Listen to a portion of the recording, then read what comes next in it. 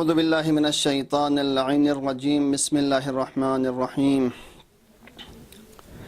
اللہم قربنی فیہ الی مرضاتک وجنبنی فیہ من سخطک ونقماتک ووفقنی فیہ لقراءۃ آیاتک برحمتک یا ارحم الراحمین۔ ناظرین محترم، آج رمضان المبارک کی دوسری تاریخ کے حوالے سے جو روایت نقل ہوئی ہے، اس مناسبت سے چند کلمات گوش گزار کرنے کی کوشش کرتا ہوں۔ ہم جہاں دعائیں پڑھتے ہیں وہاں ہماری ذمہ داری بنتی ہے کہ اس کے مفاہیم کو بھی کچھ سمجھنے کی کوشش کریں۔ دعا مثلاً عربی زبان میں ہے تو کما حقہ اس کی معرفت اس وقت ہمیں حاصل ہوگی جب ہمیں اس کے مفاہیم کا علم ہوگا۔ لہٰذا دو چار جملوں میں اس کے مختصر مفاہیم کی طرف اشارہ کرنے کی کوشش کروں گا۔ پہلا جملہ جو یہاں پر ذکر ہوا ہے، اللہم قربنی فیہ الی مرضاتک، خدایا اس ماہ مبارک رمضان میں تو مجھے اپنی رضامندی تک رسائی عطا کرے۔ خدا کی خوشنودی تمام چیزوں کا محصل ہے۔ تمام انبیاء کرام، اولیاء کرام کا بنیادی ہدف یہی رہا ہے کہ ہر کام میں خدا کی خوشنودی کو مول لیا جائے۔ یہاں پر معصوم یہ ارشاد فرما رہا ہے کہ خدایا اس ماہ مبارک رمضان میں جو کہ تیری قربت کا مہینہ ہے، تو یہاں پر ایک سوال اٹھ سکتا ہے کہ قربت سے کیا مراد ہے؟ خدا کا تو کوئی جسم نہیں ہے، خدا جسم سے ماورا ہے، مکان سے ماورا ہے، زمان سے ماورا ہے۔ تو اس کا جواب یہ ہے کہ خدا کا کوئی جسم نہیں ہے، کیونکہ خدا کسی جسم میں سمو نہیں سکتا، وہ ایک لامحدود ہستی کا نام ہے۔ خدا خالق کا جسم ہے، خالق عقل ہے، خالق کائنات ہے، خالق کون و مکان ہے۔ تو یہاں پر خدا سے قرب کے کیا معنی ہیں؟ یہاں پر اس سے مراد یہ ہے کہ معنوی قرب، روحانی قرب۔ جس قدر انسان گناہوں سے پرہیز کرے گا، خدا کی اطاعت میں وقت گزارے گا، اسی حساب سے انسان خدا کی قربت حاصل کرے گا۔ آیت اللہ مجتہدی یہاں پر فرماتے ہیں کہ کیسے معلوم ہو تجھے کہ خدا کی قربت تجھے حاصل ہوئی ہے یا نہیں ہوئی ہے؟ تو اس کا آسان ترین راستہ یہ ہے، تو اپنے دل میں دیکھ کہ میں خدا سے کتنا راضی ہوں، خدا کی مشیت پر میں کس حد تک راضی ہوں، خدا نے جو میرے ساتھ سلوک کیا ہے، مجھے جو نعمتیں دی ہیں، ان تمام چیزوں کے حوالے سے میں خدا کے ہر کام پر رضامند ہوں یا نہیں۔ تو وہاں پر معلوم ہوگا اگر آپ خدا کے ہر عمل پر راضی ہے تو خدا بھی آپ سے راضی ہی ہوگا۔ بہت سارے موارد ایسے ہوتے ہیں، انسان کسی مشکل میں پھنس جاتا ہے، بیمار پڑ جاتے ہیں، بچے بیمار ہوتے ہیں، رشتہ دار بیمار ہو جاتے ہیں، مالی مشکلات پیش آ جاتی ہیں، تو اس وقت خدا نخواستہ اگر کوئی حرف شکایت بلند کرے تو اس وقت خدا کی رضامندی پر راضی نہ ہونے کی نشاندہی یہی ہے کہ وہ خدا سے شکایت کر رہا ہے۔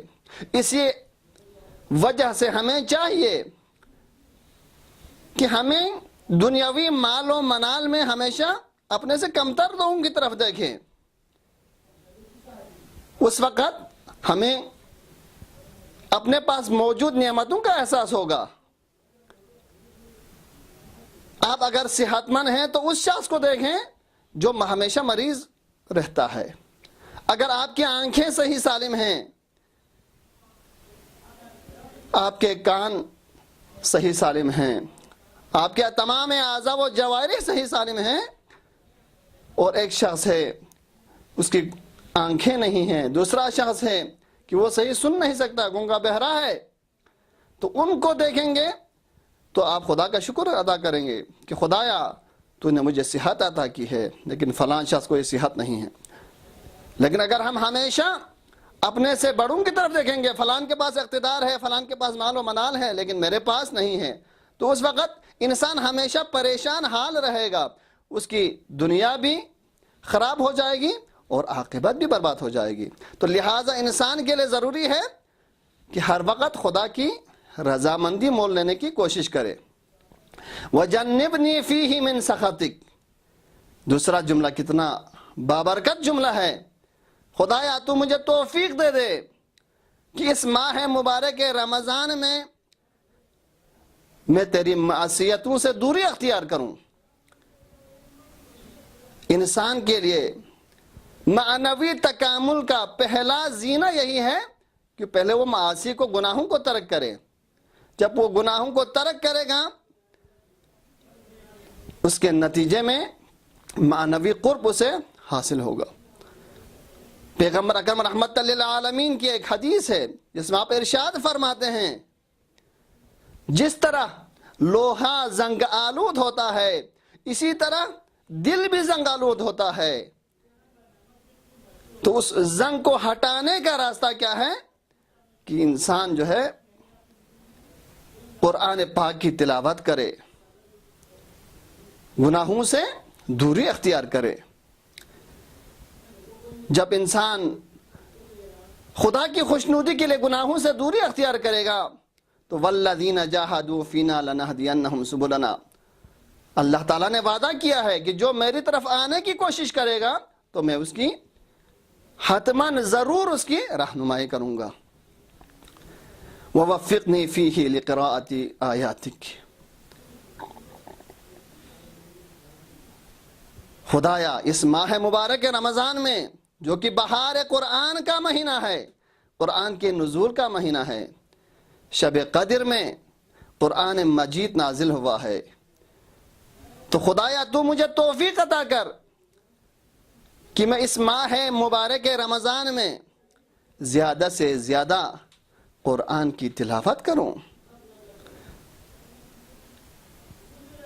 قرآن اس کی تلاوت کے حوالے سے جب انسان پہلا زینہ طے کر کے اس کی تلاوت کرے گا تو دوسرا مرتبہ یہ ہے کہ وہ اس کی ترجمے کی طرف غور کرے گا، تیسرا مرحلہ یہ ہے کہ اس کے مفاہیم اور اس کی تفسیر کی طرف انسان غور و خوض کرے گا، در نتیجہ انسان کی معرفت میں اضافہ ہوتا جائے گا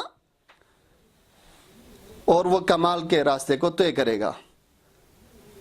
وَوَفِّقْنِي فِيهِ لِقَرَاءَةِ آيَاتِكَ بِرَحْمَتِكَ يَا أَرْحَمَ الرَّاحِمِينَ، اے تمام رحم کرنے والوں سے بالا ترین رحم کرنے والی ذات، تو مجھ پر رحم و کرم کر کے